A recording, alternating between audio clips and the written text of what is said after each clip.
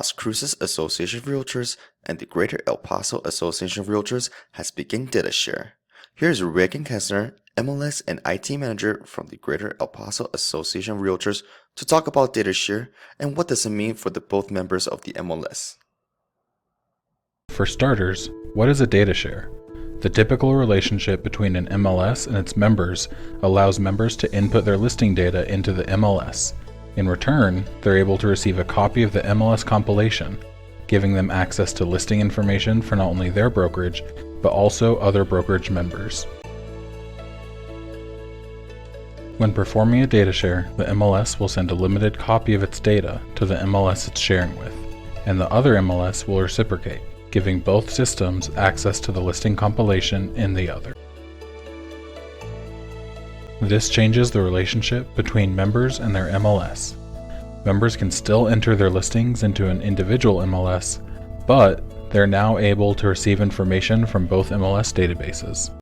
A data share has great benefits. For starters, it's a great source for referral business. Agents who are licensed in only one state can partner with an agent licensed in a state they're not licensed in to increase the effective range they can help clients in. MLS members can also set up subscriptions and use other Flex MLS tools to help their clients find a home outside of their normal service area. Listings entered into either MLS also gain more visibility by becoming visible to members of the other MLS. While there are great benefits to a data share, there are definite dangers to keep in mind. This specific data share involves listing information from two different states. To perform licensed activities using MLS data, you must be licensed in the appropriate state. So what is a licensed activity? Creating a CMA, showing a property, representing a client in a transaction, opening a lockbox, inputting a listing, and much more. Remember to always check with your broker if the action you're about to take is a licensed activity. Here are some frequently asked questions about the data share. What if my broker has a New Mexico or Texas license, but I don't? You must personally be licensed in the appropriate state to perform any licensed activities in that state. If I'm a member of both MLSs, can I input my listing into both systems? Yes. By inputting your listing into both systems, you can benefit from searches in either system or both. If I'm a member of both MLSs, do I have to input my listing into both systems? No.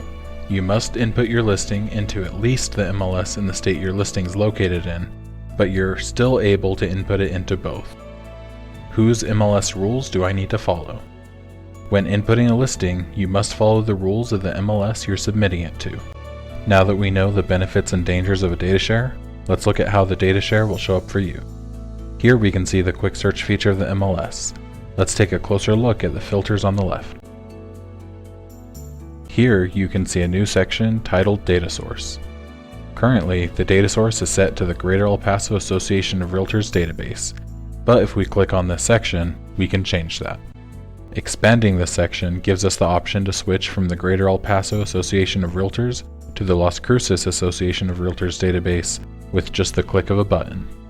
If you want to search for listings in both the Greater El Paso Association of Realtors database and the Las Cruces Association of Realtors database, hover over any selections you would like to make, then hold the Control button on your keyboard and left click to select multiple sources.